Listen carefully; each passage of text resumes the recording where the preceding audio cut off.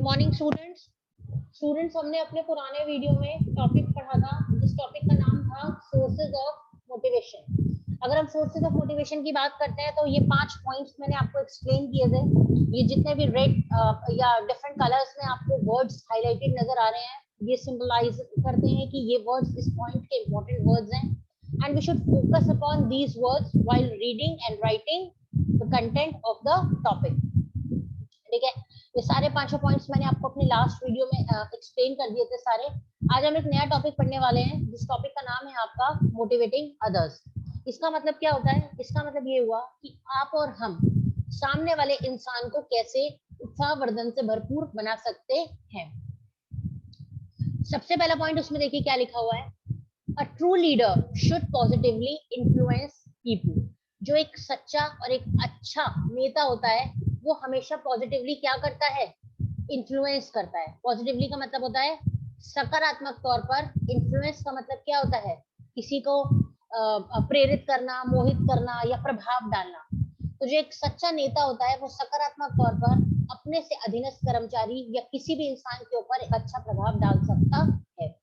When employees or co-workers lose their ambitions, कभी-कभी life में ऐसा होता है कि हम और आप अपनी व्यक्तिगत या अपनी कामकाज से भरी दुनिया के अंदर किसी न किसी बात को लेकर परेशान हो जाते हैं, जिसकी वजह से हम और आप अपना एम्बिशन मतलब अपना सपना, अपना पैशन मतलब जिस चीज के प्रति हमारा और आपका जोश है, दोनों चीजों को क्या कर देते हैं? छोड़ देते हैं। या अपने सपने को पूरा करना और अपने जोश को लाना हमारे लिए एक बेकार की चीज हो जाती है, हम उसे छोड़ देते हैं। ठीक है, तो क्या होता है? जो एक अच्छा नेता होता है, जो एक ट्रू लीडर होता है, वो आपको और हमें एनर्जी से भरपूर बना देता है। यानी कि अगर हमारा जीवन के किसी भी पड़ाव पर मनोबल टूटने लगे, हमारे सपने, हमारा जोश कम होने लगे, तो एक अच्छा नेता वो नेता होता है जो हमें और आपको एनर्जी से भरपूर कर दे और हमारा उत्साहवर्धन कर दे। अब क्वेश्चन ये आता है, how do leaders motivate people? कैसे नेता लोग अपने आप को एक उकसाते हैं ताकि वो सामने वाले इंसान का मनोबल बढ़ा सके? ये ऐसे कौन से पॉइंट्स होते हैं जिन्हें नेता अपनाते हैं और जिनके तहत और अंतर्गत नेता लोग अपने साथ काम करने वाले टीम मेंबर्स का मनोबल बढ़ा सकते हैं या उत्साहवर्धन कर सकते हैं?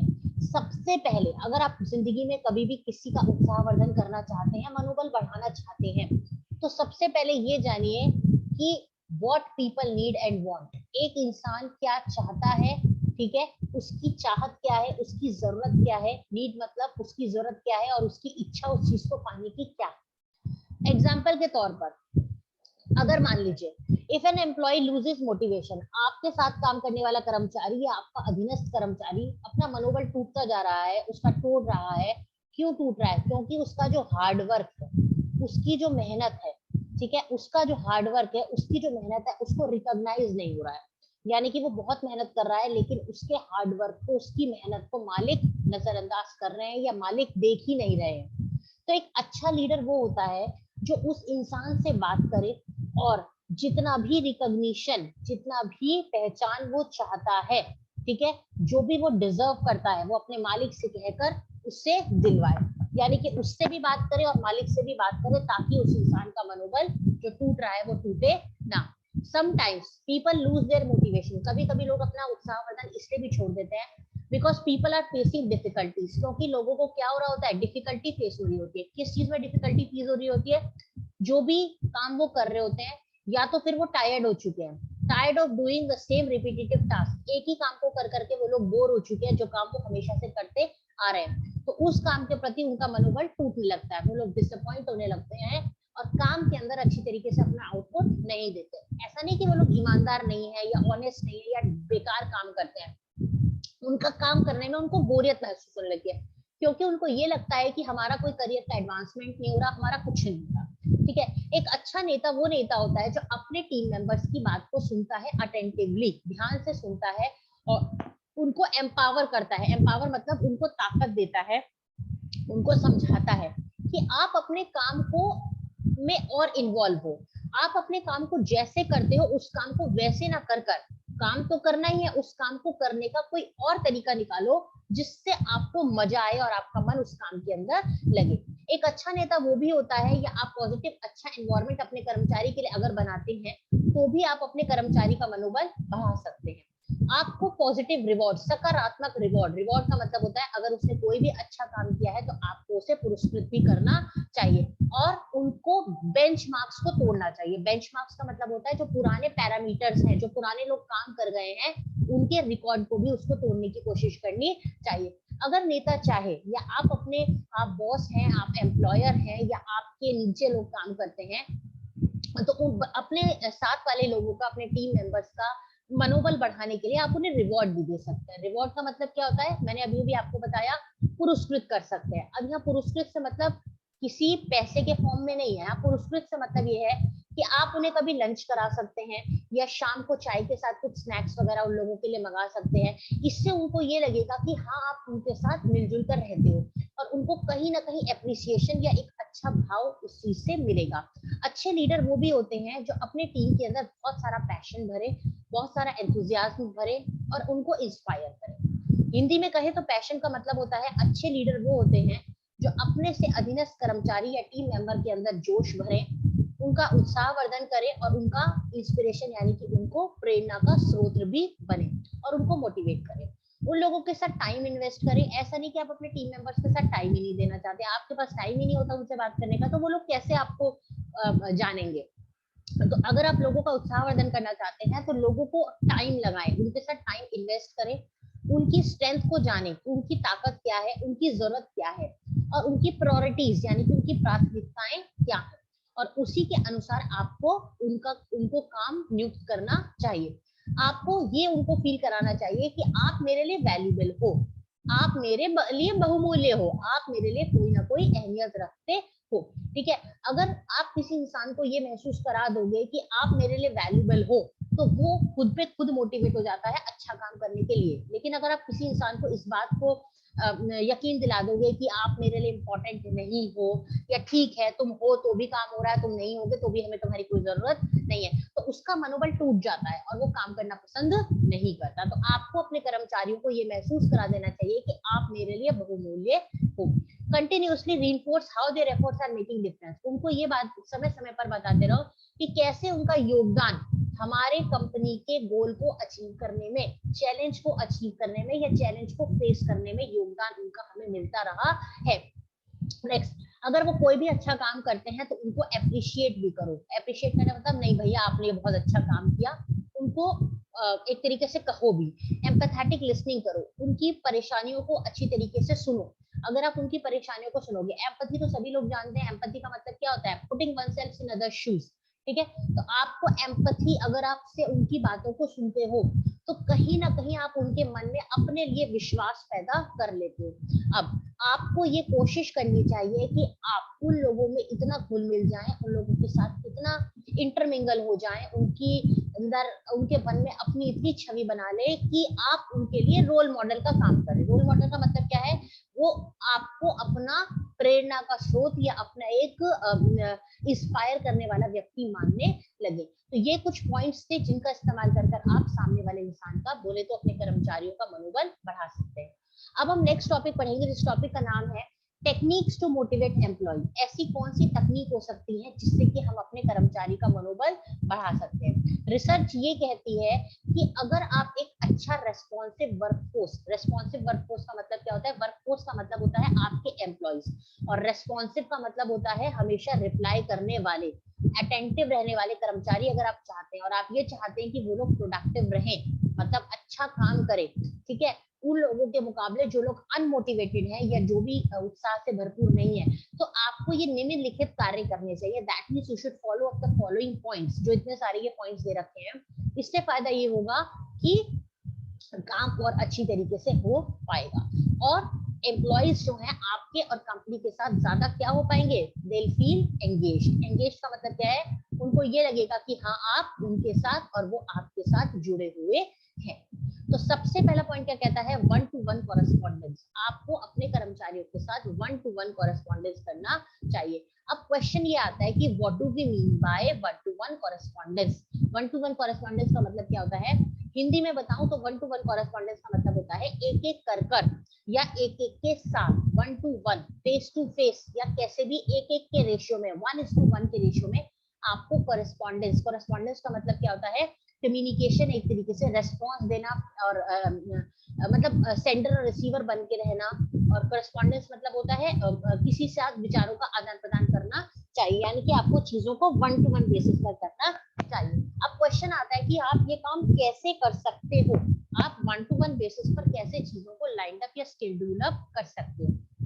तो पॉइंट क्या कहता है, स्केड्यूल रेगुलर मीटिंग्स। आपको सबसे पहले अपने कर्मचारियों के साथ, अपने एम्प्लॉइज के साथ रेगुलरली मीटिंग्स को ऑर्गेनाइज करना चाहिए। रेगुलर मीटिंग का मतलब क्या होता है, महीने में, हफ्ते में, वीक में, 15 दिन में आपको एक दिन डिसाइड कर लेना चाहिए मीटिंग का, जिसमें ये होना चाहिए कि जो भी आपके कर्मचारी हैं, बोले तो जो भी आपके एम्प्लॉइज हैं, वो आपको अपना इनपुट दे सके। इनपुट का मतलब क्या होता है, इनपुट का मतलब होता है कि वो लोग आपको एक तरीके से आपका मनोबल बढ़ा सके, आपको ये बात बता सके कि भाई आपने, हमने ऐसा क्यों किया, ठीक है, ऐसा क्या हुआ जिससे कि ये सब काम हुआ, आपका मनोबल कैसे बढ़ गया। तो समय समय पर आपको ये काम करते रहना चाहिए ताकि कर्मचारियों का मनोबल टूटे ना। नेक्स्ट है आपका, आपको setting up a company email address, आपको एक ईमेल एड्रेस भी बनाना चाहिए। फोन नंबर तो नहीं कहेंगे, लेकिन आपको कंपनी का एक ईमेल एड्रेस बनाना चाहिए ताकि कंपनी के एम्प्लॉइज, जो भी आपके नीचे कर्मचारी काम करते हैं, वो लोग आपको रेगुलर बेसिस पर कोई अगर सजेशन देना चाहते हैं या कोई फीडबैक देना चाहते हैं या कोई भी बात आपको बताना चाहते हैं, तो आप डायरेक्टली वो आपसे कम्युनिकेट कर पाए। फॉर एग्जाम्पल, अगर मान लीजिए हमारी कंपनी में, जैसे कि हम पहले से जानते हैं, एक कंपनी में 3 लेवल्स होते हैं, top level management, middle level management और लो लेवल मैनेजमेंट। अगर मान लीजिए लो लेवल के लोग टॉप के लोगों से कुछ कहना चाहते हैं, तो ये जो मिडिल क्लास वाले लोग होते हैं या मिडिल लेवल मैनेजमेंट के लोग होते हैं, ये उनको ऊपर तक पहुंचने नहीं देते हैं, या तो फिर अगर पहुंचने का मौका भी मिल जाता है तो सारा मैसेज फिल्टर हो जाता है, कहना कुछ होता है और पहुंच बात कुछ जाती है। तो आपको और हमें क्या करना चाहिए, आपको और हमें ये करना चाहिए कि हमें और आपको अपने कर्मचारियों को एक ऐसा माध्यम, जरिया या चैनल देना चाहिए जिसको अडॉप्ट कर कर वो डायरेक्टली टॉप लेवल के मैनेजमेंट के लोगों के साथ कम्युनिकेट कर पाए। उससे फायदा ये होगा कि हमारा जो मैसेज होगा वो फिल्टर नहीं होगा और हम अपनी बात सामने वाले व्यक्ति को, सामने वाले व्यक्ति की बात को अच्छी तरीके से समझ पाएंगे। तो आपको अपनी कंपनी का एक ईमेल एड्रेस बनाना चाहिए ताकि लोग आपके साथ कम्युनिकेट डायरेक्टली कर पाए। इससे आपके कर्मचारियां इंगेज होंगे, बोले तो आपके एनकरेज होंगे, आपके कर्मचारियों का मनोबल बढ़ेगा और वो ज्यादा एक्टिव रहेंगे। एक्टिव क्यों रहेंगे, क्योंकि उनको ये पता है कि मेरा मालिक मुझसे जुड़ा हुआ है, अगर मैं अपने मालिक तक पहुंचना चाहता हूँ तो मैं आसानी से यहाँ पर अपनी बात मालिक को भेज सकता हूँ। नेक्स्ट क्या है, बाय ऑफरिंग अपॉर्चुनिटीज, आपको जितना हो सके उनको अवसर भी प्रदान करने चाहिए अपने कर्मचारियों को कि वो अपनी वॉइस, अगर कोई भी बात है, कोई भी प्रॉब्लम है, तो वो अपनी आवाज रेस कर सके, अपने कंसर्न्स को, अपने कमेंट्स को, कंपनी के इश्यूज को, जो भी उनको प्रॉब्लम्स फेस हो रही है या जो भी बात वो कहना चाहते हैं, एक लाइन ऑफ कम्युनिकेशन बिल्कुल ओपन होना चाहिए, क्लियर होना चाहिए और उसका इस्तेमाल कर कर आप उसको कम्युनिकेट उसके साथ कर सकते हैं। कहने का मतलब है कि आपको उसको और उसको आपको एक बिग पिक्चर दिखानी चाहिए। इन एडिशन, इसके साथ साथ आपको जितना हो सके इनपुट मैटर्स, आपको ये समझना चाहिए कि उनका योगदान हमारे लिए बहुत ज्यादा जरूरी है, जो हमारी कंपनी में काम करते हैं। क्यों उनके लिए इंपॉर्टेंट है भाई, आफ्टर ऑल काम तो वही लोग करते हैं, हम लोग तो उनको सिर्फ डायरेक्ट करते हैं एज अ मेंटर, ठीक है, लेकिन काम तो वही करते हैं, तो इसलिए उनके द्वारा दिए गए सलाह मशवरा हमारे कंपनी के फ्यूचर के लिए, हमारी कंपनी के भविष्य के लिए बहुत ज्यादा क्या है, जरूरी है। आपको हमेशा उन लोगों के लिए अवेलेबल रहना चाहिए। अब अवेलेबल का मतलब ये नहीं कि रात को 12 बजे फोन करें तो आप उनकी बात का जवाब दें, कहने का मतलब है कि जब भी जरूरत पड़े तो उनको ये महसूस नहीं होना चाहिए कि मैं अपने मालिक तक पहुंच नहीं सकता, इजिली कोई ना कोई ऐसा स्रोत होना चाहिए ताकि वो आपके साथ कम्युनिकेट करना चाहे तो आसानी से कम्युनिकेट कर सकते हैं। नेक्स्ट है आपका, आपको उनके लिए हमेशा अवेलेबल रहना चाहिए। एक इंपॉर्टेंट रोल प्ले करता है ये चीज, ये दिखाने के लिए कि आप उनके लिए इंपॉर्टेंट है या वो आपके लिए इंपॉर्टेंट है। इससे आप अपने टीम के लोगों के साथ जुड़े रहेंगे, प्लस फीडबैक भी आसानी से शेयर अप हो सकेगा। नेक्स्ट, ये फिर वही पॉइंट आ रहा है, मेकिंग योरसेल्फ मोर अवेलेबल ऑल्सो अवॉइड। आप अगर उनको अपने आप को अवेलेबल करा के रखते हैं तो ये बात उन लोगों को ये फील कराती है कि वो लोग आइसोलेटेड नहीं है और मैनेजमेंट से अलग नहीं है। आइसोलेटेड का मतलब क्या होता है, वो लोग कंपनी में अकेले नहीं है, उनके पीछे उनके सर पर आपका हाथ है और वो भी मैनेजमेंट का, कंपनी का उतना ही हिस्सा है जितना कि आप हैं। जैसे एक शरीर में आप ये नहीं कह सकते कि सिर ज्यादा इंपॉर्टेंट है, हाथ ज्यादा इंपॉर्टेंट है या पैर ज्यादा इंपॉर्टेंट है, उतना ही अगर हाथ को ये लगने लगेगा कि मैं शरीर में इंपॉर्टेंट नहीं हूँ और पैर ज्यादा इंपॉर्टेंट है तो शरीर कभी भी ठीक से काम नहीं कर सकता। इसी तरीके से अगर आप उनको फील कराते हैं कि आप हमारे अपने हैं तो वो कभी भी आइसोलेटेड फील नहीं करते, वो लोग अकेलापन महसूस नहीं करते, ठीक है, और अपने आप को मैनेजमेंट से भी अलग मानते नहीं है। नेक्स्ट है ensuring you are always available for your team. आप अगर उनको ये इस बात का आश्वासन दिला देते हैं कि मैं हमेशा आपकी टीम के लिए अवेलेबल हूँ, तो ये प्रोडक्टिविटी को, कंपनी की प्रोडक्टिविटी को बूस्ट अप कर देता है और कंपनी का क्वालिटी ऑफ वर्क, जो भी वो लोग काम करते हैं वो भी आपका बढ़ जाता है। नेक्स्ट पॉइंट है आपका बी अंडरस्टैंडिंग। नेक्स्ट पॉइंट है आपका बी अंडरस्टैंडिंग। आपको हमेशा सामने वाले व्यक्ति को अंडरस्टैंडिंग करनी और करानी सामने वाले की चाहिए। अंडरस्टैंडिंग का मतलब क्या होता है कि आपको सामने वाले की बात को अच्छी तरीके से समझना चाहिए, आपको सामने वाले की बात को अच्छी तरीके से समझना चाहिए। कैसे समझना चाहिए आपको सामने वाले की बात को? आपको सामने वाले की बात को ये समझना चाहिए, आपको ये बात अच्छी तरह से समझ आने चाहिए कि सामने वाला रोबोट नहीं है। कुछ लोग ऐसे होते हैं, कुछ लोग कर्मचारी ऐसे होते हैं जो ये समझते हैं कि, या मालिक ये समझता है कि सामने वाला कर्मचारी आपका रोबोट है, ठीक है, सारा टाइम उसको नचाते रहो, जो चाहे उससे करा लो, जो चाहे उसको कह लो। हमें कभी भी ऐसा नहीं करना चाहिए। हमें उनको मोटिवेट करने के लिए ये समझाना चाहिए, समझ लेना चाहिए कि आप भी इंसान हो, काम को उसी के अकॉर्डिंग अंडरस्टैंड कर करके उनको लॉट अप करना चाहिए। एम्प्लॉय जो होता है, कई बार ऐसा होता है क्योंकि हम मालिक होते हैं तो जो अक्सर कर्मचारी होते हैं they are been afraid. Afraid मतलब क्या होता है, वो लोग डरते हैं। किस चीज के लिए डरते हैं? सामने वाले के सामने अपनी मिस्टेक्स को कबूल करने में। अगर उनसे कोई गलती हो जाती है तो उनको डर लगता है मालिक को बता देने में, ठीक है, is not going to be comfortable in position, और वो लोग बताना नहीं चाहते हैं। दूसरी तरफ कुछ एम्प्लॉयज ऐसे होते हैं जो सिंपैथी दिखाते हैं सिचुएशंस को, अगर कोई गलती हो जाती है माफ कर देते हैं या सही राह दिखाते हैं लोगों को।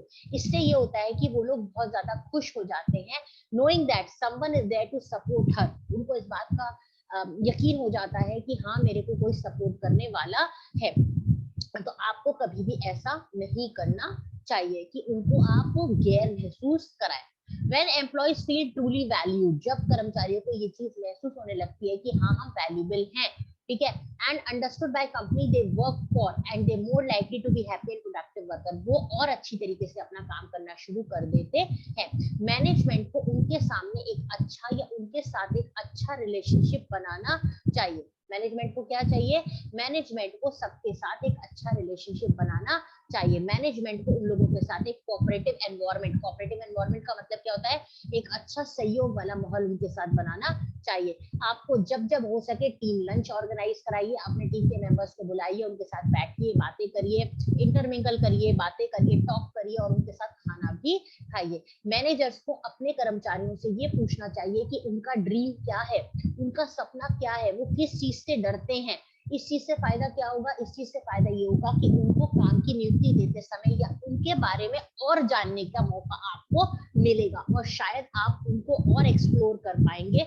अकॉर्डिंगली आप उनकी कैपेबिलिटीज का यूज अप अपने काम को कराने में पॉजिटिव तौर पर कर पाएंगे। हर मैनेजर को अपनी कंपनी के कर्मचारियों की स्ट्रेंथ और उनकी वीकनेस का पता होना चाहिए, उसी के अकॉर्डिंग वो अपनी एक अच्छी टीम बना सकते हैं। When a manager talk time to the employee, employees are more likely to trust the manager। जब एक मैनेजर अपने कर्मचारियों को बहुत समय देता है तो कर्मचारियों के अंदर मनोबल बढ़ जाता है मैनेजर के प्रति। This makes management job easier. इससे ये होता है कि मैनेजमेंट का काम आसान हो जाता है और लोग मैनेजमेंट के साथ और ज्यादा कोऑपरेटिव हो जाते हैं उनके काम को कंप्लीट करने में। हमारा नेक्स्ट पॉइंट है आपका इंडिविजुअल मोटिवेशन। अब इंडिविजुअल मोटिवेशन का मतलब क्या है? मैनेजमेंट को इंडिविजुअली एक एक कर भी कर्मचारियों का मोटिवेशन बढ़ाना चाहिए। कैसे? मनोबल बढ़ाने के लिए सबसे पहले एंथुजियाज्म, उन लोगों को एंथुजियाज्म से भरपूर बनाओ, उत्साहवर्धन उनका इतना कर दो कि सब लोग आगे बढ़ के खुद काम करना शुरू कर दें। हाउएवर, मगर what inspires one individual may not work for someone else. जो टैक्ट या जो चीज हमने एक इंसान का मनोबल इस्तेमाल बढ़ाने के लिए करी, जरूरी नहीं है कि दूसरे इंसान का मनोबल भी उसी तकनीक से बढ़ जाए। आपका चैलेंज हो सकता है कि आप सभी लोगों को मोटिवेट करें और आप विनिंग वर्क एनवायरनमेंट बनाएं, यानी कि कंपनी में काम करने वाले हर इंसान के लिए कोशिश करें कि उसका मनोबल बढ़ जाए, उसको एनकरेज करें, उसका मनोबल आपको बढ़ाने की कोशिश करनी चाहिए। मैनेजमेंट शुड एंश्योर, मैनेजमेंट को इस बात का आश्वासन रखना चाहिए, their employees how their individual effort, कैसे उन एक एक का एफर्ट एंड कंट्रीब्यूशन, एक एक इंसान का कंट्रीब्यूशन कंपनी के लिए अमूल्य या बहुमूल्य है और कंपनी के गोल को अचीव करने के लिए उनको डायरेक्शंस दिखाने के लिए बहुत ज्यादा जरूरी है।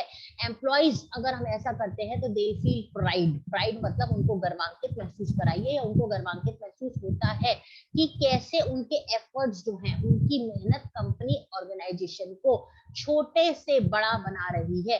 चाहे उन्होंने छोटा सा कंट्रीब्यूशन किया, चाहे उन्होंने बड़ा सा कंट्रीब्यूशन किया, लेकिन उन लोगों ने जो भी कंट्रीब्यूशन किया, उनका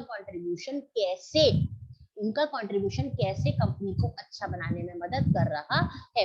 management does not have to reward their employees, management को जरूरी नहीं है कि वो हमेशा गिफ्ट देके, पैसा देके उन लोगों से अच्छा काम कराए। ये जरूरी नहीं है कि अगर आप मैनेजमेंट हैं और आप लोगों को गिफ्ट दे रहे हैं, पैसा दे रहे हैं, तो वो अच्छा काम करेंगे, ऐसा नहीं है। आप चाहें तो कर्मचारियों का मनोबल बढ़ाने के लिए simple word thank you, great job अगर आप बोल भी देते हैं तो इसमें आपका कोई पैसा खर्चा नहीं हो रहा है, लेकिन कहीं ना कहीं कर्मचारियों का मनोबल बढ़ रहा है।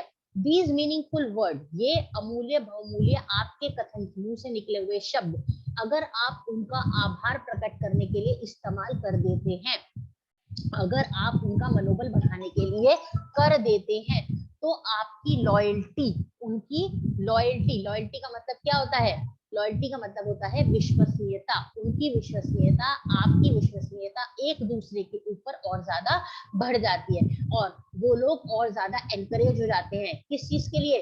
कि जितनी मेहनत वो लोग कर रहे हैं उससे और अच्छी मेहनत, they will work more harder, ठीक है, they will work more harder, और वो पहले से भी और ज्यादा अच्छा कार्य करने की कोशिश, प्रयास और चेष्टा करते हैं। आप देखेंगे मैंने कई जगह रेड कलर करा हुआ है, ठीक है, जहां जहां भी मैंने रेड कलर करा हुआ है वो आपका एक इंपॉर्टेंट पॉइंट होगा, वर्ड होगा, इसलिए मैंने उसे कलर अप करा होगा, ठीक है। अभी हमारे कुछ पॉइंट्स बचे हैं इस वीडियो के अंदर, हमने अपने 3 पॉइंट्स को, टेक्निक्स को पढ़ लिया है। हम नेक्स्ट वीडियो के अंदर अपने रिमेनिंग पॉइंट्स को पढ़ेंगे, ठीक है। आई होप आपको ये सारे पॉइंट्स समझ में आ गए होंगे। जो बाकी के पॉइंट्स है वो हम नेक्स्ट वीडियो में मिलेंगे, ठीक है, और उसके साथ हमारा यूनिट 3 कंप्लीट हो जाएगा, ठीक है। Thank you.